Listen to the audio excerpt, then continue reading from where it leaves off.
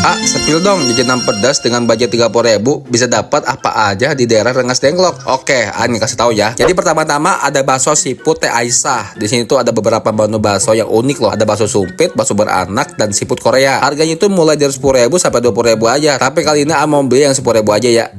Untuk rasanya tuh pedas banget, gurih, sama ada asam-asamnya gitu. Apalagi kuah baksonya ini bener-bener ajib banget loh. Ini bakso sumpit yang suka dari dulu, pokoknya recommended banget ya. Yang kedua ada cirambai atau aceh ngarambai, aceh ngabarabai atau aceh ngambai pokoknya. Harga 10.000, tapi kalau di sini bukan masalah yang porsinya yang sedikit loh ya. Ini tuh cibai dengan rasanya yang endul banget. Untuk rasanya sih pedasnya bikin lagi. Wajib dicoba nih buat kalian yang suka jajanan aci ya. Yang terakhir tahu selimut. Udah tahu kan harga murah apaan sih, tapi rasanya dijamin nggak murahan. Tahu dan telur puyuh selimut ini tuh per tusuknya 1.000 aja. Ini jajanan favorit banget. Kalau lebih memilih antara tahu sama telurnya, lebih enak telur sih. Rasanya juga mata pisang. Nah, dengan budget 30.000 bisa dapetin 3 jajanan yang wajib dicoba kalau kalian